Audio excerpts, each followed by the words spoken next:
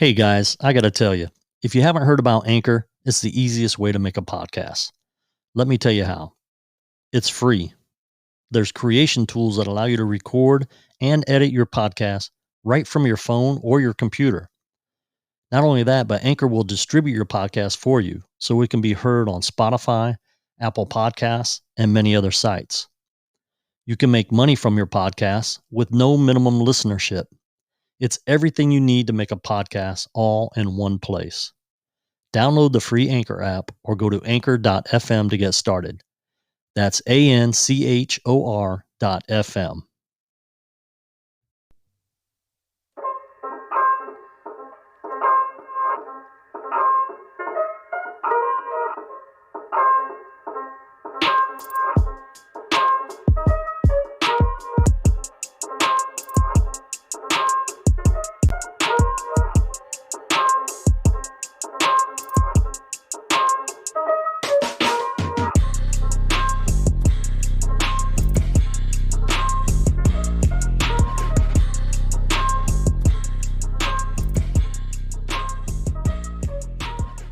Aloha and welcome to the Murph's Place 808 for the Love of Golf podcast. I'm your host, Murph.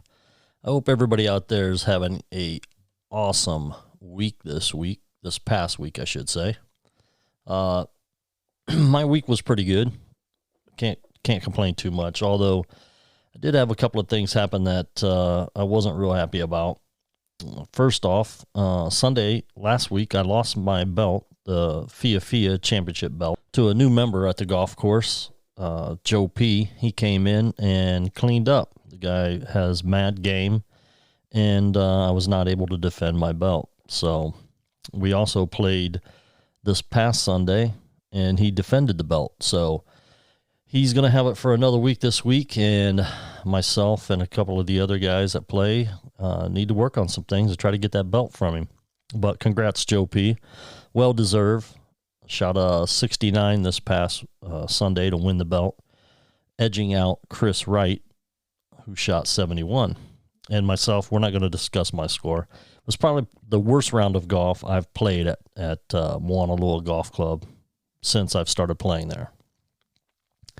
But other than that, and then I had an issue with my Jeep not starting, and I thought it was the battery, and went and bought a new battery, put it in there, it started right up. I drove it for a day, no problems. And then Sunday when I went out to head to the course, would not start, wouldn't even turn over.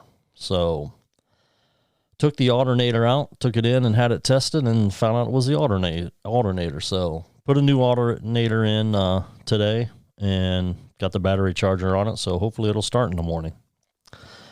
But other than those two things not being good for my week, the rest of the week's been pretty good.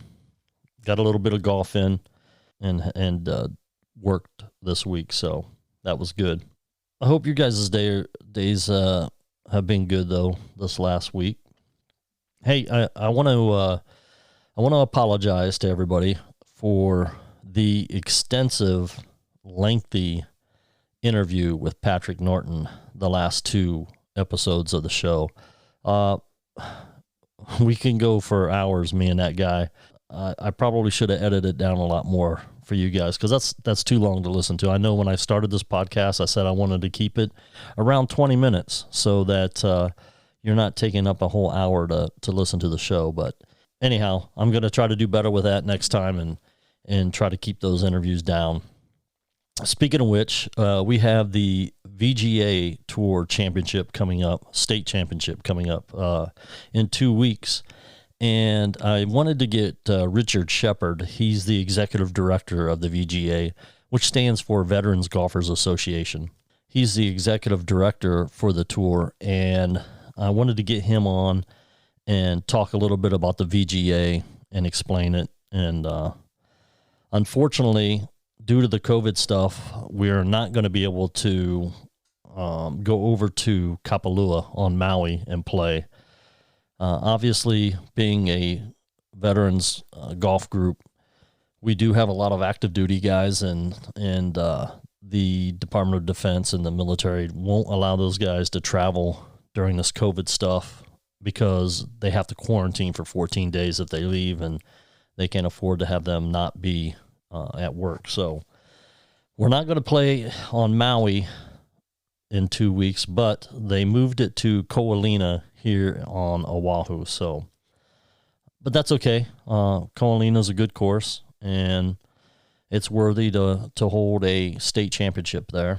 So I'm going to try to get Richard on here this week and talk about it a little bit and discuss how, if you're interested in joining the VGA Tour, and it's all over the country, not just in Hawaii, it's all over the country. So if you're interested in maybe joining the group and coming out and playing on the tour with us, he'll explain how you can do that and what some of it's not only just for veterans or active military guys. There are family classifications where you're able to play if somebody in your family was in the military. So, but I'll try to get him on here this week and discuss that in detail a little more.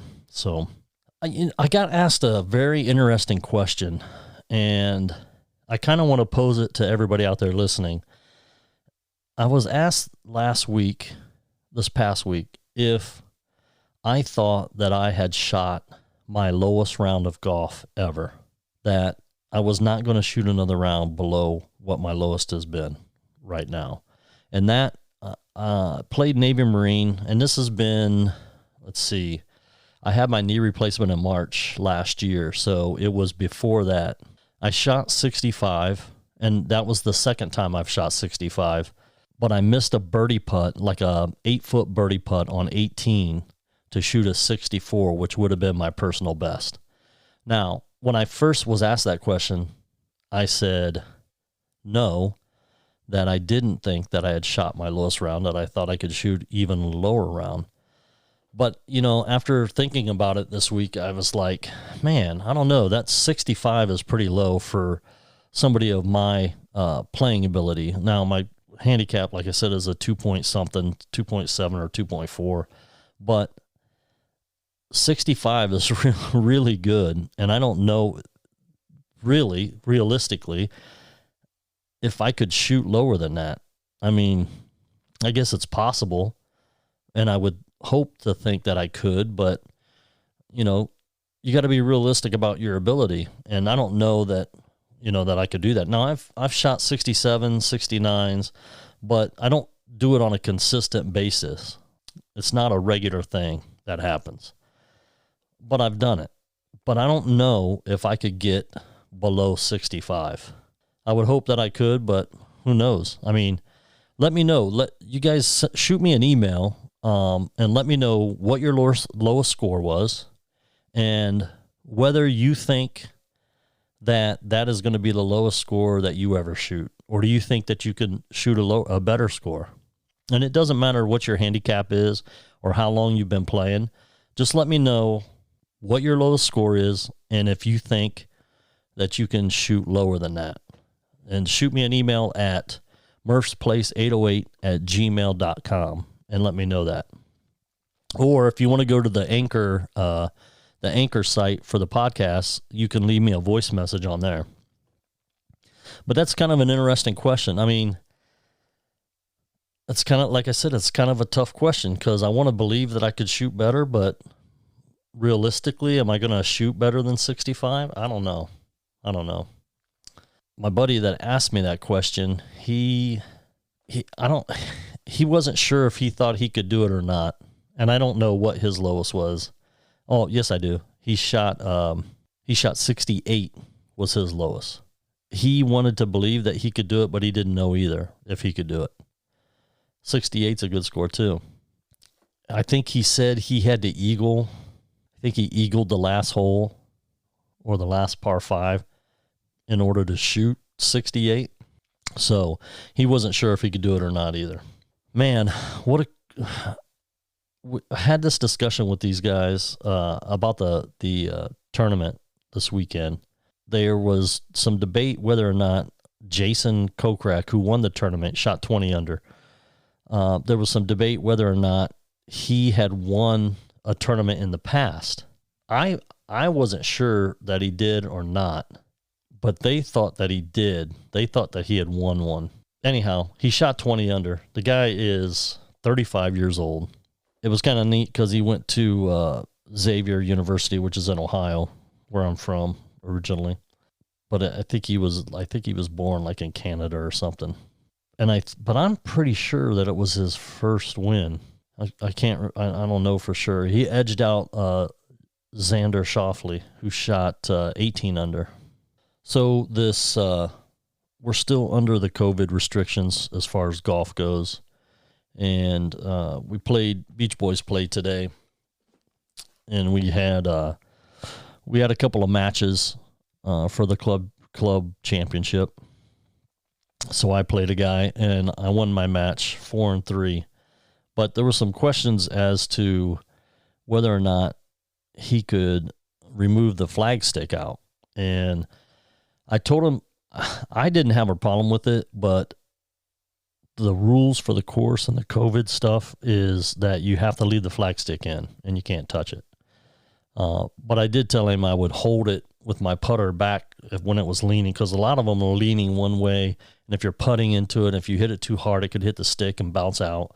So we were holding the flagstick for him, and he wasn't sure that we were allowed to do that, and I just told him, hey, we have to leave the flagsticks in.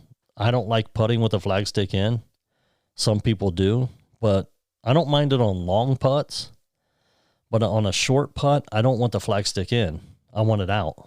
I make more putts with it out than with it in. And so I told him, since we weren't allowed to take him out, then I was going to hold him for him if he wanted me to, if it wasn't going to bother him when he was trying to putt. So we did that. But I can't wait for this stuff to be over so we can go back to normal golf. We did start riding 2 to a cart again, or if you absolutely refuse to do that, I think they're charging people extra money to ride separate, which is, I know a couple of my golf buddies have caught COVID, but I don't think they have caught it from the course while they were at the course. I think it was when they were with family members or in other groups outside of the golf courses. So I don't think we haven't had any cases directly related to the golf course. But I'm glad we're back open and able to play again.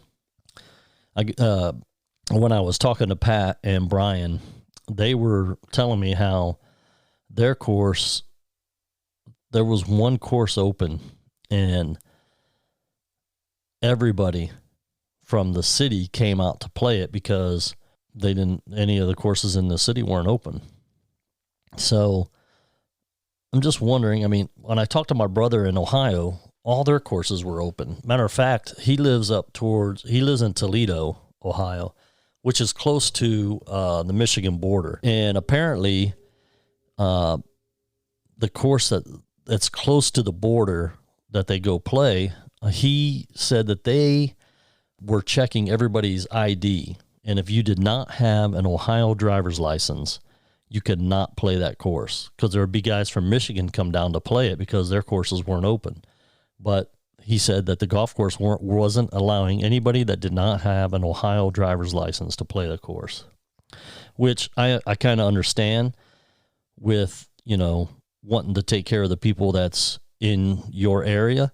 But, it's hard to turn away money, especially golf courses, because you don't know.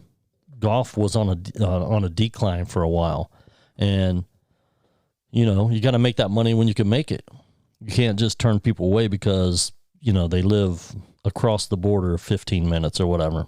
But I guess they were doing it, and it worked out for them. I guess they didn't suffer too much. They had plenty of play. So we played Coral Creek today, and I don't think I've rated their Spam Musubi yet, but I did have one today, and I'd have to probably rate it 0 to 5.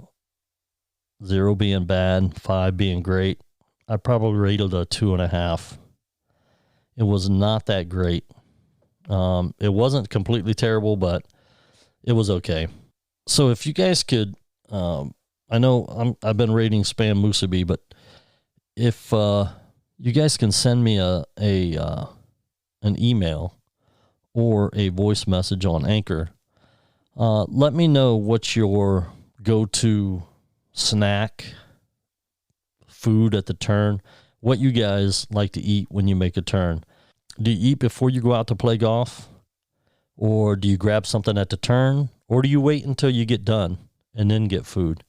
The reason I ask this question is when I played with a couple of guys, one in particular, my buddy Frank, I mean, he'll have some snacks, bananas or something to eat while we're playing, cookies or whatever. But when I say something about, I need to get something at the turn, he always says, I want to say it was Lee Trevino said this, that you should play on an empty stomach because it makes you hungry, not only for food, but for the game, to win the game. I don't like doing that because if I'm playing golf and I'm hungry, then my mind is not completely on the golf game because I'm thinking about food. I'm thinking, man, I'm hungry. I want to eat something. So I always got to get something at the turn. Let me know what you guys do.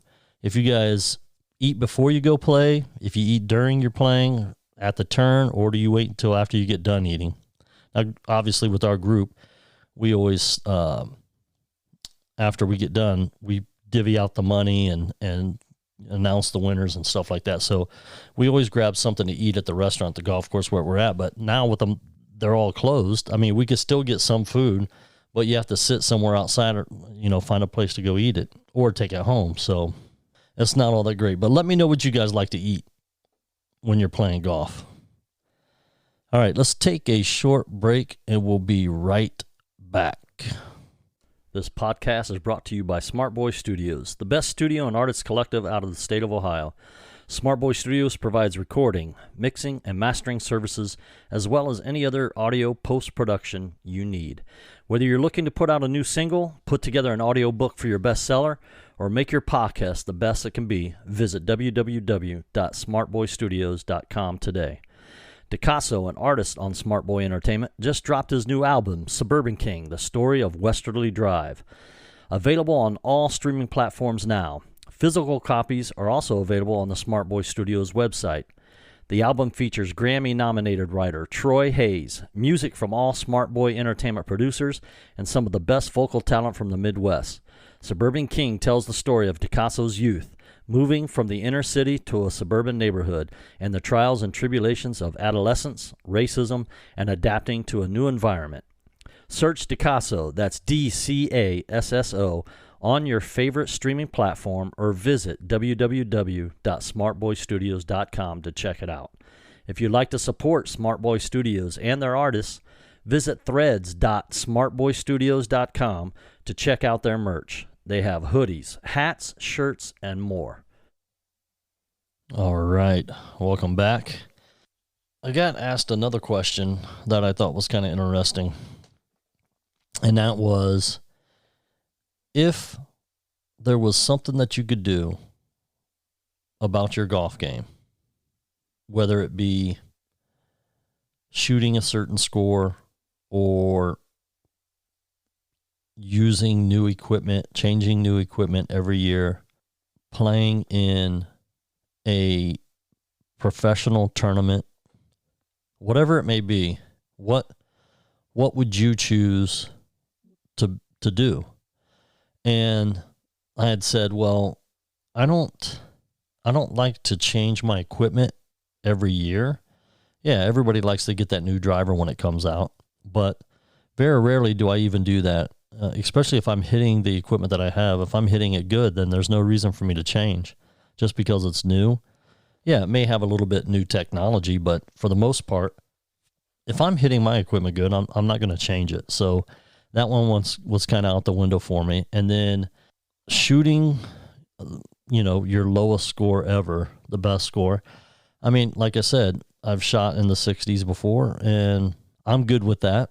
If I don't shoot lower than that ever, I can live with that. That won't be a problem. But my answer was that I'd like to play in a professional tournament, not as a professional, as an amateur. Just to say that I played in it. I don't have to win it.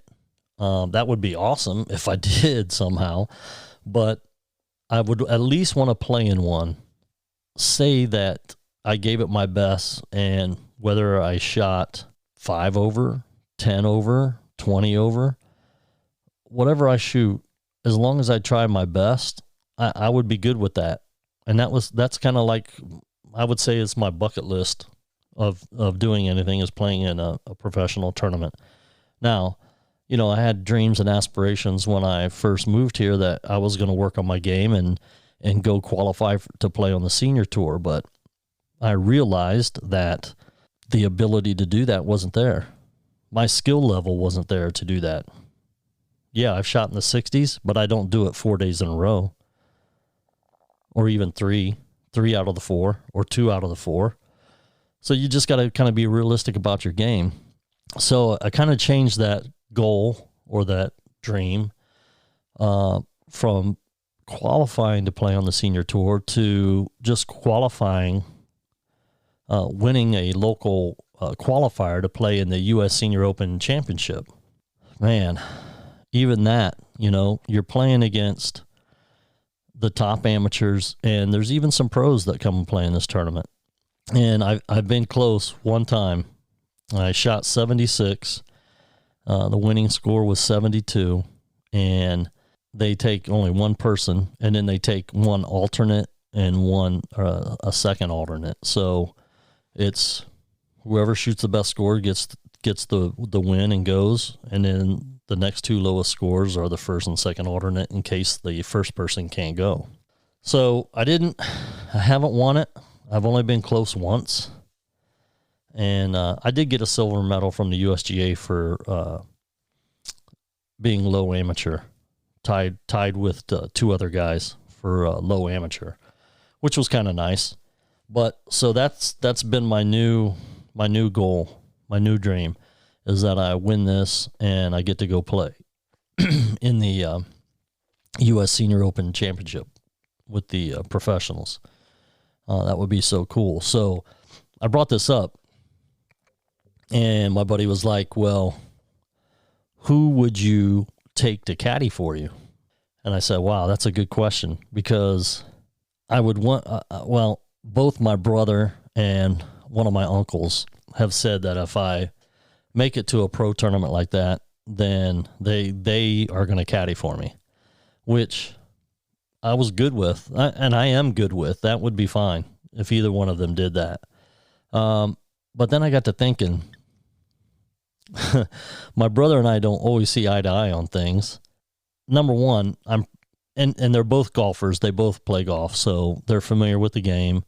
They both played with me, so they know what my game is, basically. But do I want somebody like that? Obviously, I don't have any real aspirations or thought that I could win the tournament.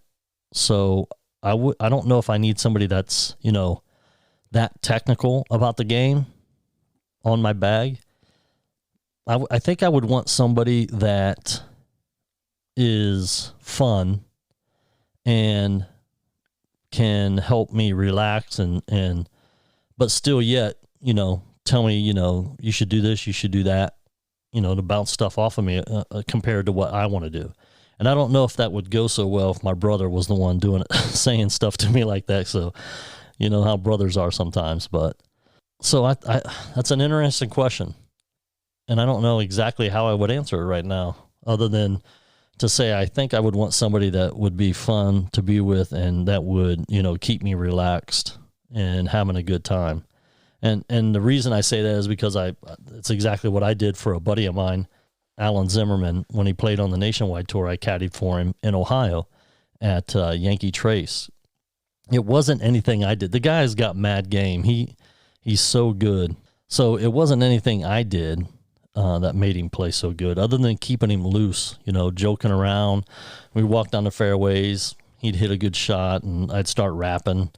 And it was just a good time, good atmosphere. And the next thing you know, he's 5 under. We think we're going to get ready to play for the weekend, but we come into the clubhouse at 3 under, and Guy Boros shoots 16 under to push the cut to 5. So we miss out and we don't get to play on the weekend. But it was a fun time, and I just kept him loose. It wasn't a matter of anything technical that I told him to do, or, shoot, the one time I marked off yardage for him and I gave him the wrong yardage.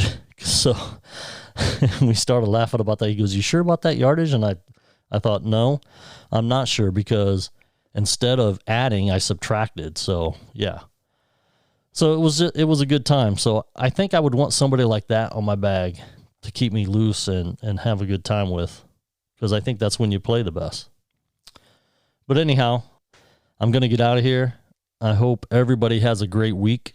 I'm going to try to get Richard on here for next week's show and have him talk a little bit about the VGA. I promise you it will not be an hour like the last 2 episodes you guys had to listen to. And if you guys have anything you want to talk about, or you have any questions for me, or any questions at all, period, about anything, just shoot me an email, murphsplace808 gmail, murphsplace808@gmail.com. Shoot me a line. Also, let me know about that other stuff I asked you about. I want to know what you guys think about if you're going to shoot lower than what your lowest score is right now. And tell me what that low score is that you guys have. Don't worry, I'm not going to name names. I'm not going to put you on blast like that, because it's all about the love of the game. It doesn't matter how good you are or how bad you are. As long as you enjoy playing golf and you're having a good time, that's all that matters. It doesn't matter what you shoot. And like my buddy Nordy said last week, that he doesn't even keep score half the time. He's just out there to have a good time, not worry about, his handicap or whatever it may be. So you can also go to Anchor and leave me a voice message if you'd like. If you'd like to support the podcast, there's a link for that also. And let your friends know about it. And I hope you guys have a great weekend or week, and we will see you next week. Aloha, everybody.